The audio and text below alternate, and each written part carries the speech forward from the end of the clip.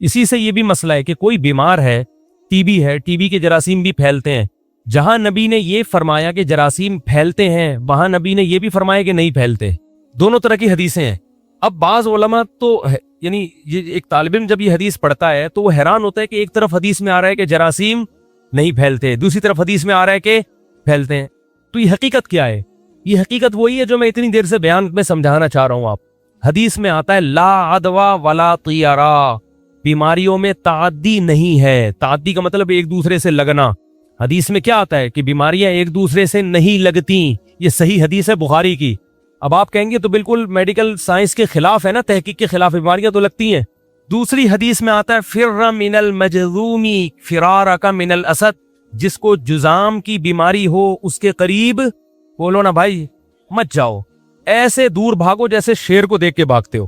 اس حدیث میں نبی نے اقرار کیا کہ جذام کی بیماری لگے گی تبھی تو بھاگنے کا حکم دیا جا رہا ہے, تبھی تو بھاگنے کا حکم دیا جا رہا ہے. اصل بات یہ ہے کہ رسول اللہ صلی اللہ علیہ وسلم اس بات کو مانتے تھے کہ بیماری لگتی ہے, مگر آپ نے جو حکم دیا نا بیماریاں نہیں لگتی, اس کا مطلب یہ ہے کہ اس معاملے میں کس پر اعتماد کرو؟ اللہ پہ اعتماد اور توکل کرو. جذام جیسا مرض جس سے بہت زیادہ خطرہ ہے لگنے کا, اس سے احتیاط کر لو. ہر بیماری کے بارے میں ذرا سا کوئی چھینک آ گئی, ذرا سا کوئی زکام ہو گیا اور یہ فرض کر لیا کہ لگے گی, اس میں کس پر کرو؟ اللہ پر توکل. اب توکل کا تقاضا یہ ہے کہ جس گھر میں بیماری ہے اس گھر کے افراد بیمار کو چھوڑ کے مت بھاگیں, لیکن اس گھر میں خامخواہ میں جانے کی کوشش نارمل آدمی مت کرے, کیونکہ اس گھر کے افراد بھی چھوڑ کے بھاگ جائیں گے, کل آپ پر بھی بیماری آ سکتی ہے.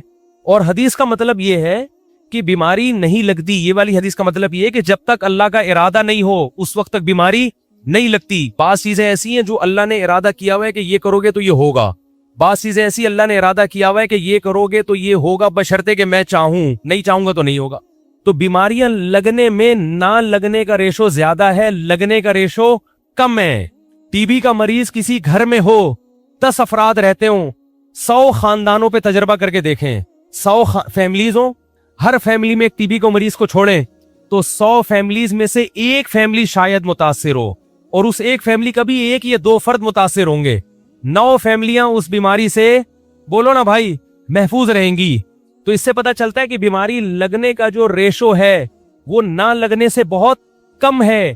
تو جب اتنا کم ریشو ہے تو اس میں وہمی ہونے کی ضرورت نہیں ہے. انہیں اللہ چاہے گا تو لگا دے گا, نہیں چاہے گا تو گلے ملو ٹی بی کے مریض سے, کچھ نہیں ہو, کچھ بھی نہیں ہوگا انشاءاللہ. ہمارے پڑوس میں خاتون رہا کرتی تھیں, ان کے بھائی کو ٹی بی تھی.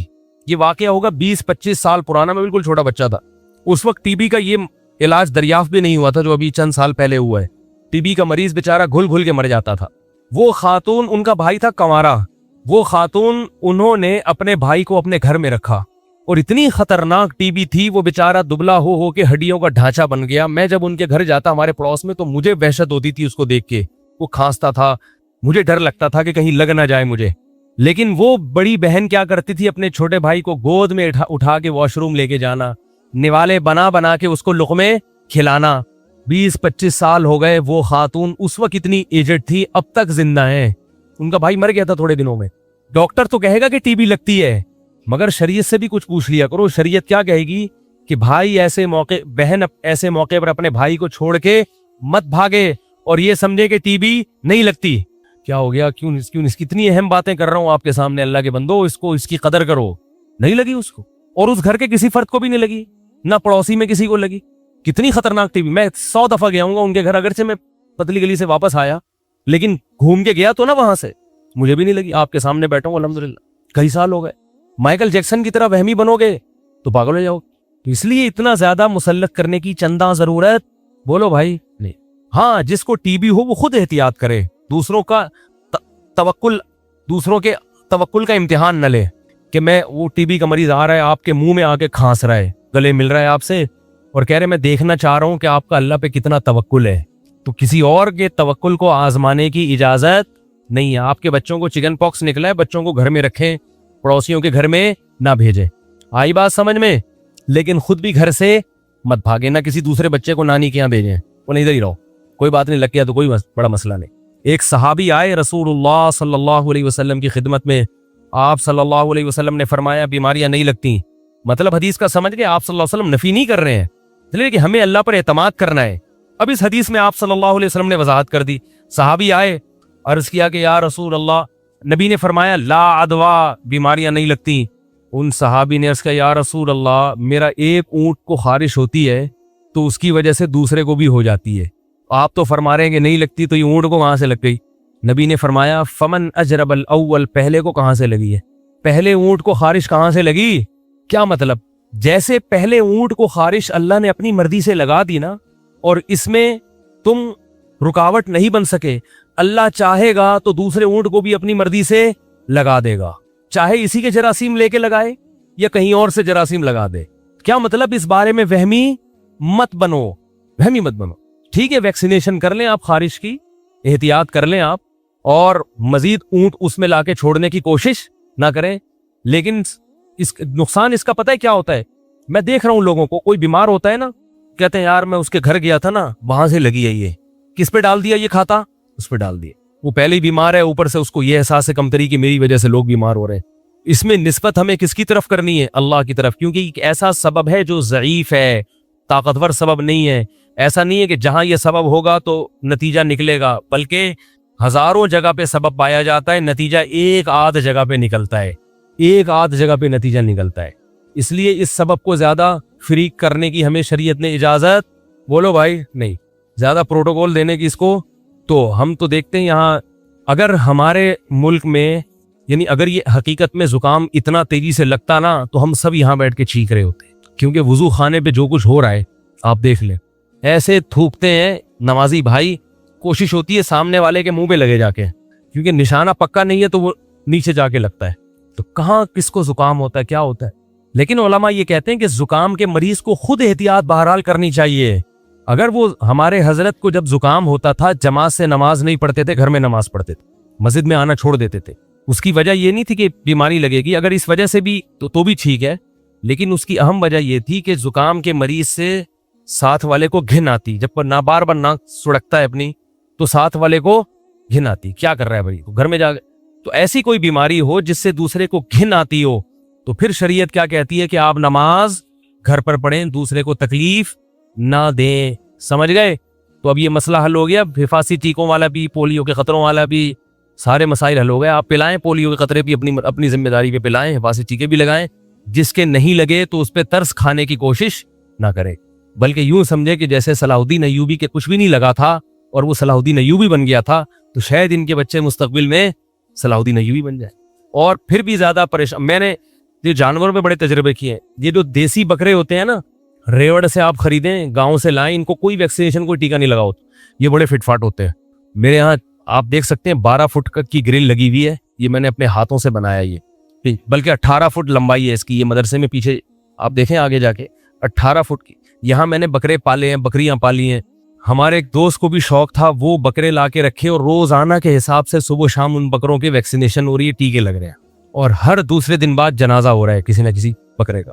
آج میرا فلاں بکرا دار فانی سے کوچ کر گیا, آج میں نے فلاں کے, مجھے بھی گوشت بھیجتے تھے کبھی کبھار, آج میں نے کہا یہ گوشت, کہہ رہے ہیں یار وہ جو نہیں تھا وہ لمبا والا, وہ کاٹ دیا. میں نے کہا کیوں کاٹ دیا بھائی؟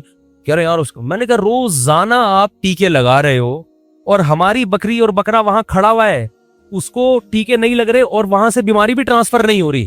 حیرت کی بات, یہ بھی تو رپورٹ ہے نا. آپ ڈاکٹروں کی رپورٹوں پہ ایمان لاتے ہو, تو یہ بھی تو رپورٹ ہی پیش کر رہا ہوں بھائی میں, یہ مشاہدے والی رپورٹ ہے.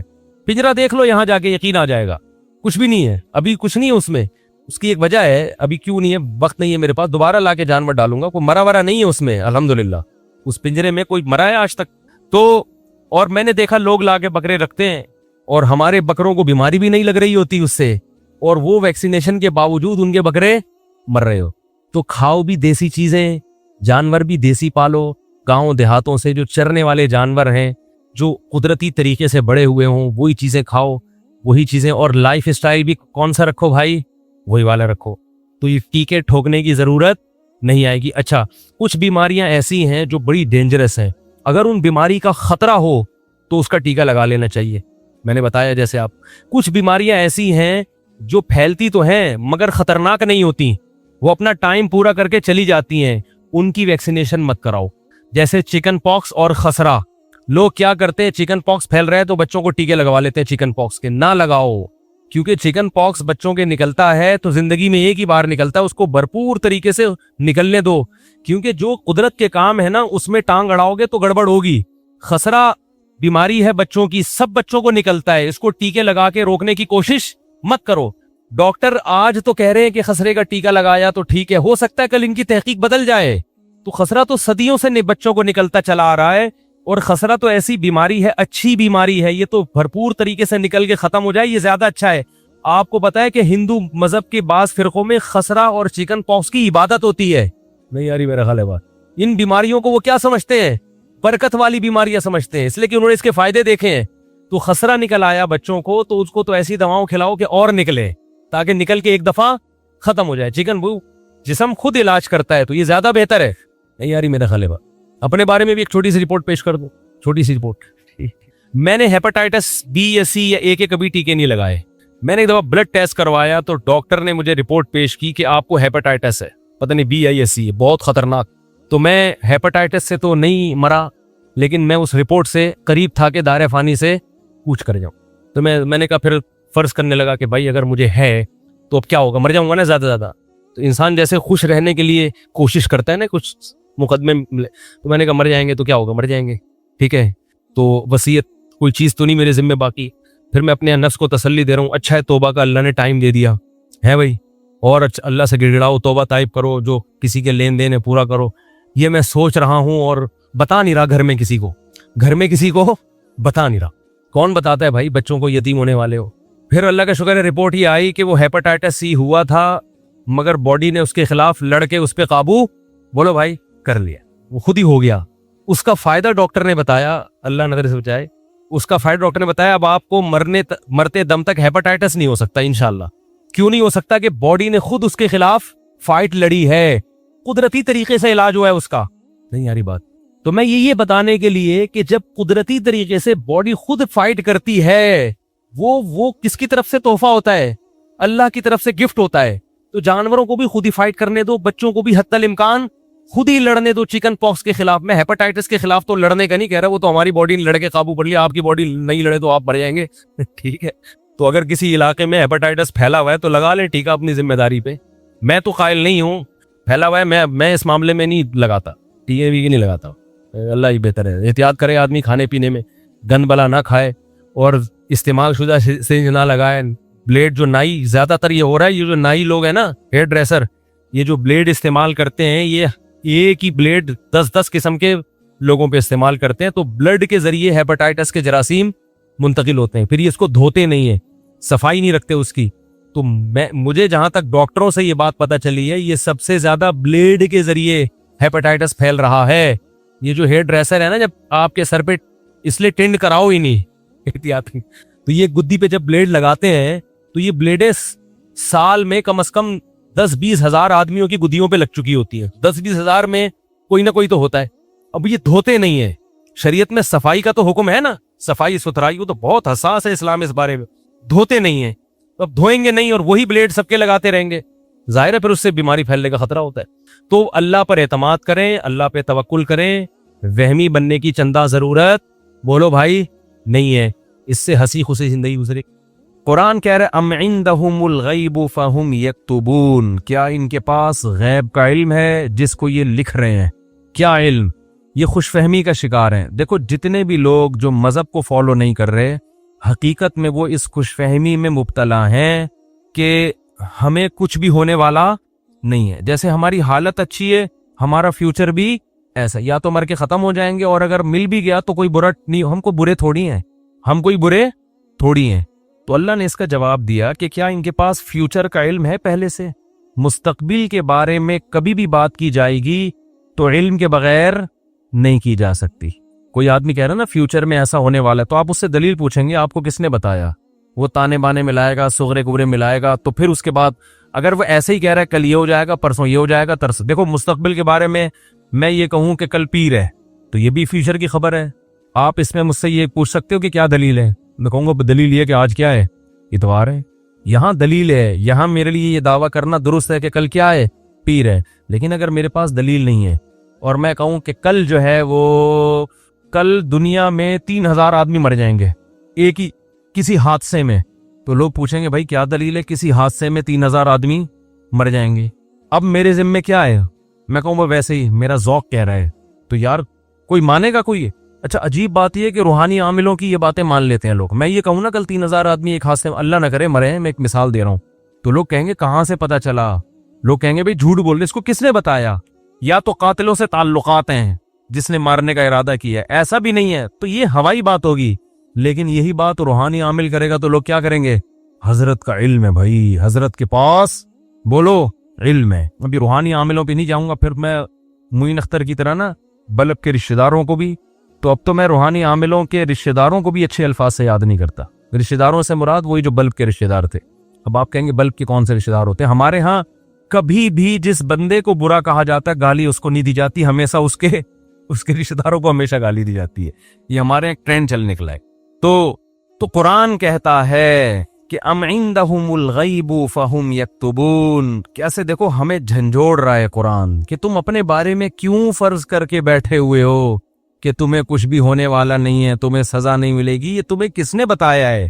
فاصبر لحکم ربک ولا تکن کصاحب الحوت. جب نبی یہ مطالبے کرتے تھے تو پھر بھی آگے سے کوئی رسپانس نہیں ملتا تو انسان کو بے انتہا تکلیف ہوتی ہے کہ کن پتھر دل لوگوں سے واسطہ پڑا ہے. تو قرآن کہتا ہے فاصبر، اے نبی آپ کیا کرو؟ صبر کرو. ولا تکن کصاحب الحوت، مچھلی والے یونس کی طرح جلباز مت بنو. حضرت یونس علیہ السلام کی قوم نے بھی یہی سلوک کیا، لیکن یونس علیہ السلام چاہتے تھے جلدی سے فیصلہ ہو اور اپنی قوم کو چھوڑ کے نکل گئے. تو اللہ نے اس پہ آپ کی تنبیہ کی.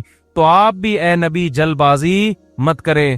تو یہ نبی کے ذریعے سے ہمیں بھی بتایا جا رہا ہے کہ آپ حق کی دعوت دیتے رہیں اور یہ نہ دیکھیں کہ یہ جو اللہ کے نافرمان لوگ ہیں، جو حق کو نہیں ماننے والے لوگ، وہ پھر بھی پھل پھول رہے ہیں. اس ٹینشن میں مت آؤ، کیونکہ اللہ انصاف کرتا ہے مگر اس میں دیر ہوتی ہے، اندھیر نہیں ہوتی. وہ لے گا انتقام، ان کو اپنے حال پہ چھوڑ دو. یہ اللہ کی حکمت اسی کا تقاضا کرتی ہے، چھوڑ دیا جائے اپنے حال پہ. آج جو اہل حق ہے نا ان کو بہت تکلیف ہوتی ہے کہ جب یہ ہم صحیح بات کر رہے ہیں لیکن آگے جواب جو مل رہا ہے وہ کیا مل رہا ہے؟ الٹا، کوئی مان کے نہیں دے رہا. تو اللہ فرماتے ہیں وَلَا تَكُنْ كَصَاحِبِ الْحُوتِ إِذْ نَادَى وَهُوَ مَكْظُومٌ. یونس علیہ السلام نے جلد بازی کی اور بالآخر اللہ کی طرف سے ان کو دنیا میں تنبیہ ہوئی ہے، سزا ملی ہے. اور وہ سزا کیا ملی؟ اذ نادا وہو مکظوم، مچھلی کے پیٹ میں گئے، غم سے گھٹ رہے تھے اور اللہ کو پکارا. فنادا فی الظلمات اللہ الہ الا انت سبحانک انی کنت من الظالمین. اے اللہ تیرے سوا کوئی عبادت کے لائق نہیں. غلطی کس کی ہے؟ میری غلطی ہے، میں نے اپنی جان پہ ظلم کیا. تو اللہ نے کیا کیا؟ مچھلی کے پیٹ سے نکال لیا. دیکھو یونس علیہ السلام نے اللہ کے حکم پہ کتنا عرصہ تبلیغ کی، قوم نے نالائقی کی پھر بھی نہیں مانے. سزا بجائے قوم کو ملنے کے کس کو مل رہی ہے؟ بولتے کیوں نہیں؟ الٹا حضرت یونس علیہ السلام کو مل رہی ہے سزا. تو اب آپ بتاؤ کیسا پیغمبروں کا صبر کا پیمانہ ہے. ایسے موقع پہ بھی اللہ کے خلاف کوئی شکایت زبان سے بولو نہیں نکال. کیوں؟ اللہ یونس علیہ السلام کے عمل میں ہمیں بتا رہے ہیں کہ دینداری کا یہ مطلب نہیں ہے کہ تم اچھے بنو گے تو اللہ کی نوازشیں آنا شروع ہو جائیں گی. دینداری کا مطلب یہ کہ جو اللہ کا کام ہے وہ اس کو کرنے دو. تمہارا کام ہے عاجزی انکساری، بس میں ہی غلط، صحیح ہو کے بھی کون غلط؟ میں غلط. ہمیشہ غلطی کس کے کھاتے میں ڈالنی ہے؟ بولتے کیوں نہیں؟ دیکھو ہم نماز پڑھتے ہیں، نماز کے بعد 3 دفعہ استغفر اللہ پڑھتے ہیں، تو کیا کسی نامحرم کو دیکھا ہوتا ہے ہم نے نماز میں؟ بولتے کیوں نہیں؟ تو کوئی تک بنتا ہے استغفر اللہ کا؟ یا ہم نے کوئی جرم کیا ہے؟ نماز پڑھی اور کیا کہلوایا جا رہا ہے؟ استغفر اللہ استغفر اللہ. بھائی اگر استغفر اللہ پڑھنا تھا تو یہ نماز پڑھی کیوں کہ تم نے؟ ہمیں یہ بتایا جا رہا ہے کہ تم نیکی کر کے بھی کیا سمجھو جیسے تم نے گناہ کیا ہے. کیسے گناہ؟ نماز گناہ نہیں ہے. بھائی تم یہ کہو اے اللہ جس طرح سے پڑھنی چاہیے تھی اس طرح سے نہیں پڑھی میں نے، تو نیکی کر کے بھی کہا جا رہا ہے کہ ہم غلط ہیں. ہم نے اللہ جو پڑھنی تو ہمیں معاف کر دے، ہم سے نہیں ہوئی صحیح، ہم سے کام کیا ہو گیا؟ غلط ہو گیا. مجھے یاد ہے 25-30 سال پرانا قصہ ہے. چھوٹا بچہ تھا میں اس وقت. ایک تبلیغی جماعت میں نا ایک صاحب کے سال پہ سال لگ رہے تھے، پوری دنیا میں ان کے سفر ہوئے، بڑا انہوں نے وقف کیا ہوا تھا اپنے آپ کو تبلیغی جماعت کے لیے. تو میرا ان سے ٹاکرا ہو گیا. وہ مجھے سمجھانے لگے جماعت میں نکلو سیرو سے، جیسے تبلیغ والے کرتے ہیں. مجھے پتا تھا یہ بہت ہی پرانے کھیڑو ہیں اور ان کی تو زندگیاں گزر گئی ہیں اس کام میں. میں نے کہا ماشاءاللہ اللہ نے آپ سے بڑا کام لیا ہے تبلیغ کا. کہتے ہیں میں نے بہت بگاڑا ہے تبلیغ کے کام کو. کہہ رہے ہم تو کام بنانے والے نہیں, کس میں ہم تو بگاڑنے. کہہ رہے میں تو بگاڑ ہی رہا ہوں جب سے. مجھے ان کا یہ اسٹائل بہت اچھا لگا. یعنی اپنے آپ کو کہہ رہے ہیں کہ تبلیغی جماعت میں اگر کوئی خرابی ہے تو وہ کس کی وجہ سے ہے؟ بولو. وہ اپنے بارے میں کہہ رہے ہیں وہ کس کی وجہ سے, مجھے نہیں کہہ رہے تھے, اپنے بارے میں کہہ رہے تھے. وہ کس کی وجہ سے؟ میری وجہ سے. تو کہہ رہے ہم کام بنانے والے نہیں بلکہ بگاڑنے والے ہیں. اب کوئی فسادی ہوتا تو کہتا ہے جب بگاڑنے والا تو کر کیوں رہا ہے پھر ہے. یہ تو اس نے خود کہا ہے, اپنی زبان سے بولا ہے کہ ہم بگاڑنے والے ہیں. یوٹیوب پہ کلپ ڈالتا ہے, یہ دیکھو خود. تو مجھے ان کی یہ تواضع پسند آئی. میں نے کہا دیکھو یہ بیچارہ صبح و شام اس کام میں لگا رہتا ہے, مگر یہ کہہ رہا ہے جو تبلیغ کا کام پھیل رہا ہے اس میں جو برکتیں ہو رہی ہیں وہ میرے علاوہ لوگوں کی وجہ سے ہو رہی ہیں, اور جو خرابی آ رہی ہیں وہ کس وجہ سے ہو رہی ہیں؟ وہ ساری میری وجہ سے ہو رہی ہیں. تو آج مارکیٹ میں یہ چیز کیا ہے؟ شارٹ. ہر اچھا کام میں نے کیا, برا کام ستار بھائی نے کیا. ستار بھائی نہ ملے گا مجھے. ایک دن ایک فون آیا, میں نے فون کون کہہ رہے؟ ستار بھائی بات کر رہا ہوں. بڑے میں نے کہا بیٹا یہ مجھے ہی چھوڑے گا, یہ کہے گا مفتی صاحب بہت تم نے جو ہے نا, لیکن وہ شکر ہے ایسی کوئی بات تھی نہیں.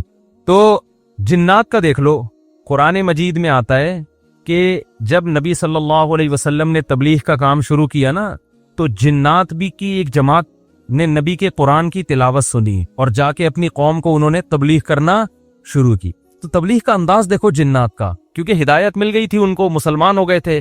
تو تبلیغ کیسے کر رہے ہیں کہ بھئی دیکھو دنیا میں کوئی بڑا کام ہوا ہے, ہمارا آسمانوں پہ داخلہ بند ہو گیا, انا لا ندری, ہمیں نہیں پتا, اشر ارید بمن فی الارض, کہ جو اللہ نے محمد صلی اللہ علیہ وسلم کو دنیا میں بھیجا اور شیاطین کا اوپر جانے کا سیٹ اپ بند کر دیا, ہمیں نہیں پتا کہ زمین والوں کے ساتھ شر کا ارادہ, کیونکہ بعض دفعہ اللہ پیغمبروں کو بھیجتے ہیں حجت تمام کرنے کے لیے تاکہ حجت تمام ہو پوری قوم کو تباہ کر دیں, تو شر بھی ہوتا ہے نا اس میں. کہہ رہے ہیں انا لا ندری, ہمیں نہیں پتا, اشر ارید بمن فی الارض, کہ جو لوگ زمین میں رہتے ہیں ان کے ساتھ برائی کا ارادہ کیا گیا ہے, ام اراد بہم ربہم رشدا, یا ان کے رب نے ان کے ساتھ بھلائی کا ارادہ کیا ہے. اسٹائل نہیں سمجھ میں آیا میرا خیال ہے. دیکھو جملہ یہ ہونا چاہیے تھا کہ ہمیں نہیں پتا یہ جو کچھ ہو رہا ہے, کہ ہمیں نہیں پتا کہ رب نے ان کے ساتھ برا چاہا ہے یا اچھا چاہا ہے. اصل میں تو یہ ہونا چاہیے نا. لیکن جنات کیا کہہ رہے ہیں؟ آج کل تو انسان اتنے سمجھدار نہیں ہے جتنے اس زمانے کے جنات سمجھدار تھے یار.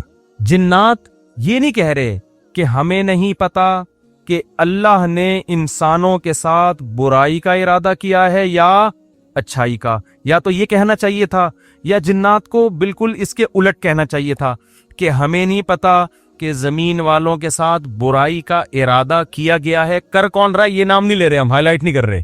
انسانوں کے ساتھ برائی کا ارادہ کیا گیا ہے یا اچھائی کا ارادہ کیا گیا. دونوں پیسو وائس ہوتے ہیں. ایکٹیو پیسے کا فرق تو پتا ہوگا نا بھائی, اس نے مارا ہے وہ مارا گیا ہے. جب ہم کہتے ہیں ہی از کلڈ, وہ مارا گیا ہے, تو مارنے والے کو ہم شو نہیں کر رہے ہوتے. فاعل کا نہیں پتا ہوتا, سبجیکٹ کا نہیں پتا ہوتا کہ مارنے والا ہے کون. سمجھ میں نہیں آ رہی.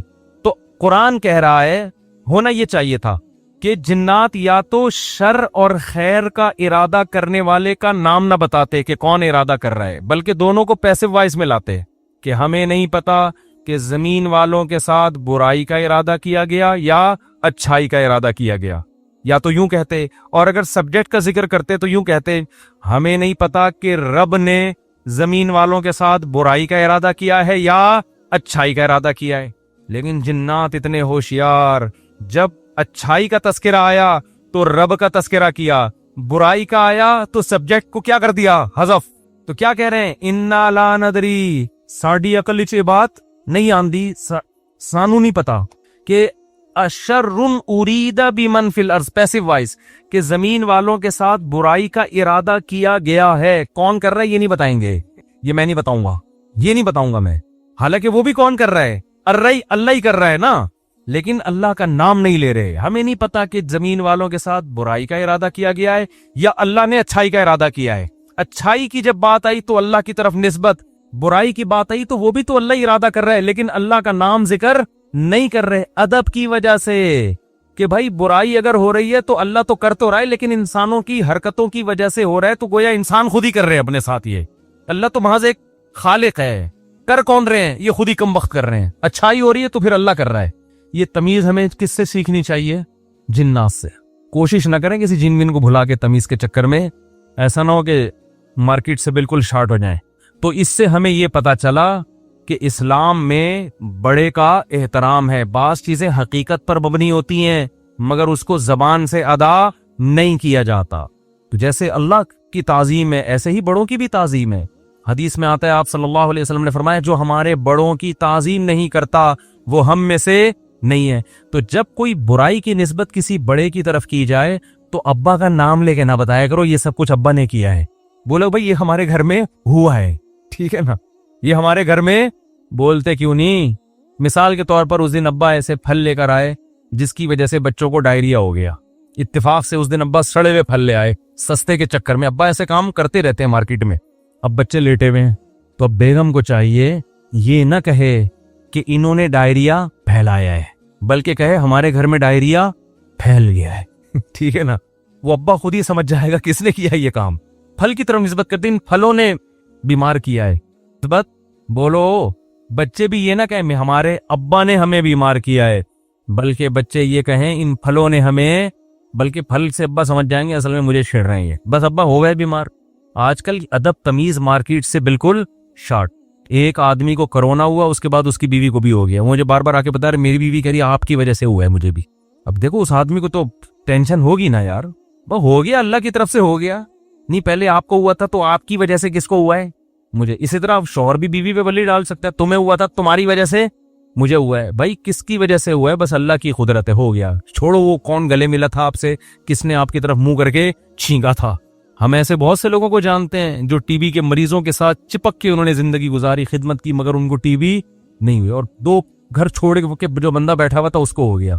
तो आजकल ना ये तमीज मार्केट से छाट हो रही है। बड़े छोटे का अदब क्या हो रहा है, खत्म, फौरन बल्ली डाल देते हैं इसने किया ये। तो अगर किया भी हो भाई निस्बत मत करो, तकदीर का हिस्सा, भाई हो गया हमारे साथ। कुरान देखो इब्राहिम अलैहिस्सलाम क्या कहते हैं, वइज़ा मरिज़तु फहुवा यशफीन। क्या खानदानी कलाम है यार।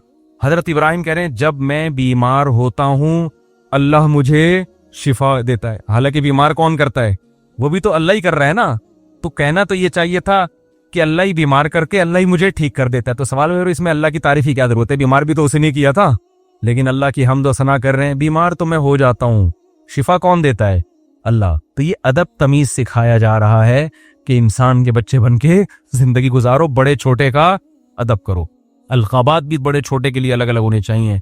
तो खैर कुरान क्या कहता है, नबी फस्बिर, आपने क्या करना है, सब्र करना है। तो हमें भी तरगीब दी जा रही है कि हम ये ना समझें कि इधर हम दावत देंगे उधर फौरन लोग हमारी दावत पर लब्बैक कहेंगे। जिसको जो बात समझाएंगे 2 मिनट में उसकी समझ में वो बात आ जाएगी और वो बिल्कुल हमारे नजरियात के मुताबिक हो जाएगा और इस तरह हम हंसी खुशी जिंदगी गुजारे।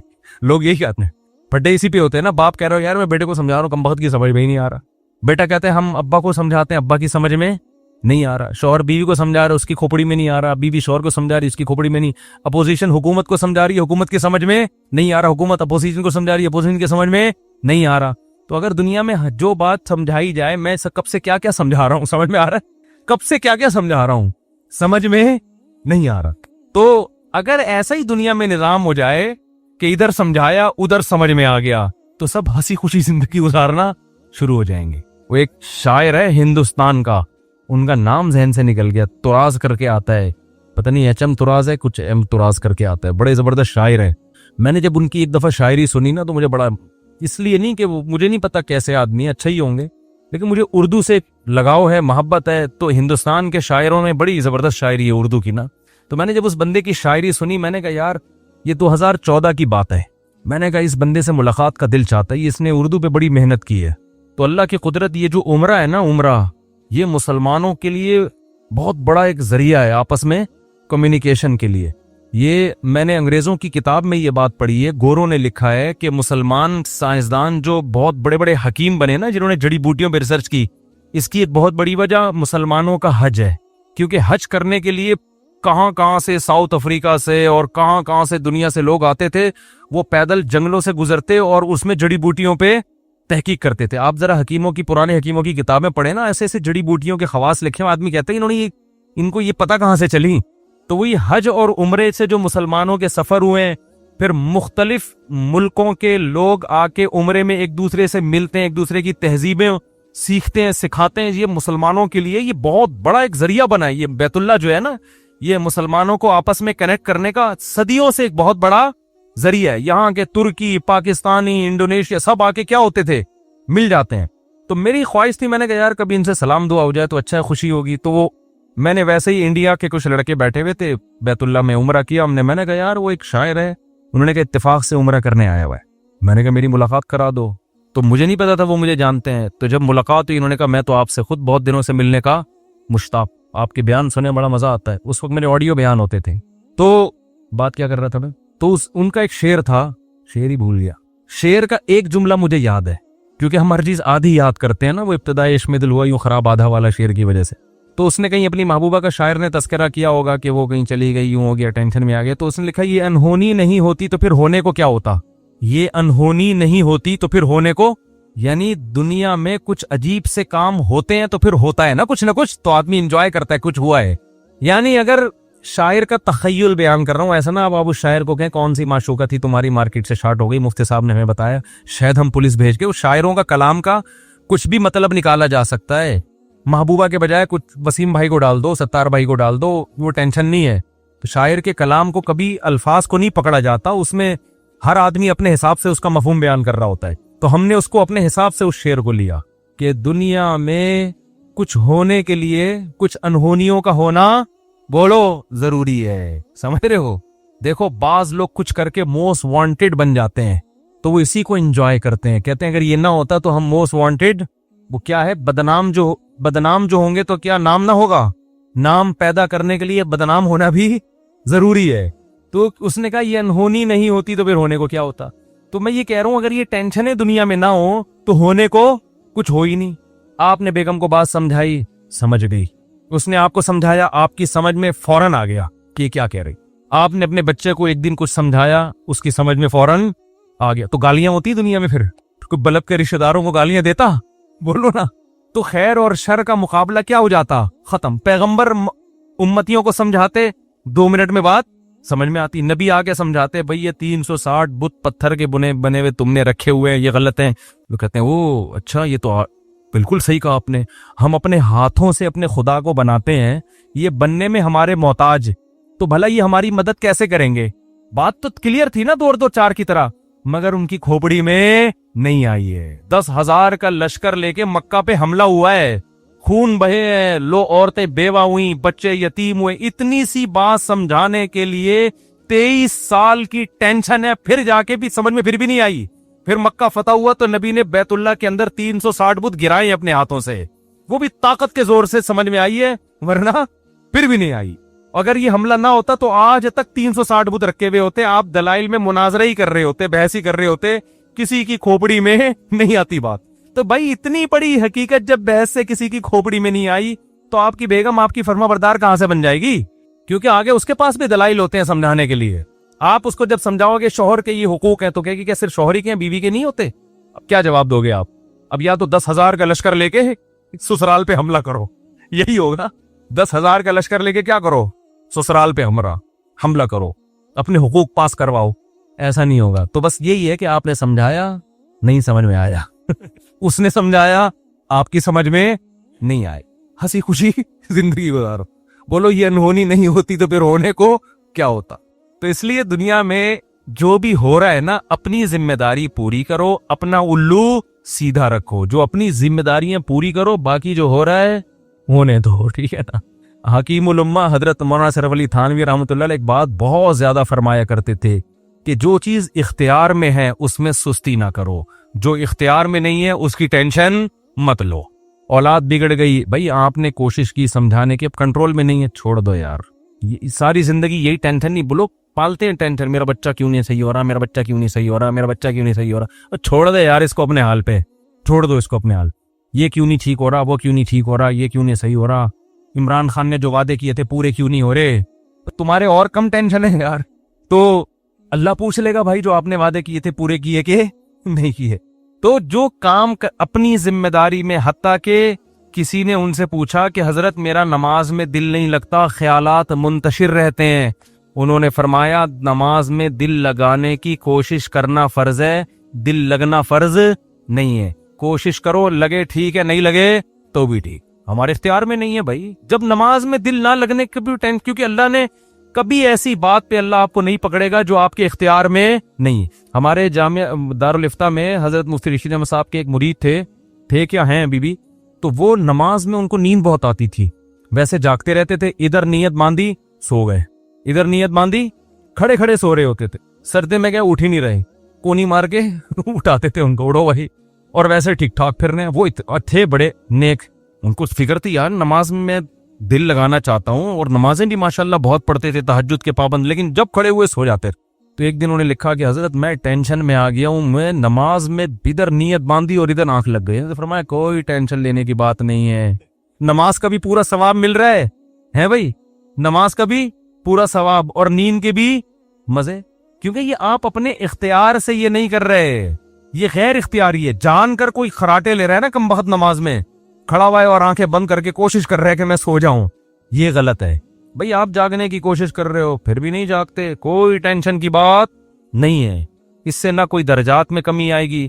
آج بہت سے لوگ کہتے ہیں نماز میں مزہ نہیں آ رہا, ہم کو نماز میں مزہ نہیں آ رہا. بھائی مزہ تو بریانی کھانے میں آئے گا مسالے والی, اس میں اگر نہیں آ رہا مزہ تو ڈاکٹر کو بتائیں. پیٹ میں کوئی پشاور میں گئے اور چپلی کباب کھانے کا مزہ نہیں آیا تو یہ پشاور کا فالٹ نہیں ہے, یہ آپ کے پیٹ کا فالٹ ہے. آپ چائے کے عادی ہو, آپ کوئٹہ اور چمن میں بھی آپ کو چائے پینے میں مزہ نہیں آیا تو چائے کا فالٹ نہیں ہے, آپ کو غلط چائے پینے کی عادت پڑ گئی ہے. سٹوں کی بھی بات بتاؤں چھوڑ رہے تو اسی طرح یہ تو بریانی ہے مسالے والی, نماز مزے کے لیے تھوڑی ہے, بریانی ہے مزے کے لیے. نماز تو عبادت ہے, آپ نے پراپر طریقے سے اپنی ذمہ داری پوری کرنی ہے. کبھی انسان کی طبیعت میں نشاط ہوتا ہے, بڑا مزہ آ رہا ہوتا ہے نماز میں, آنسو نکل رہے ہوتے ہیں, کبھی طبیعت میں ٹینشن ہوتی ہے, تو آپ اپنی ذمہ داری پوری کرو, ان چکروں میں مت پڑو کہ مزہ آ رہا ہے یا نہیں آ رہا. سمجھتے ہو کہ نہیں سمجھ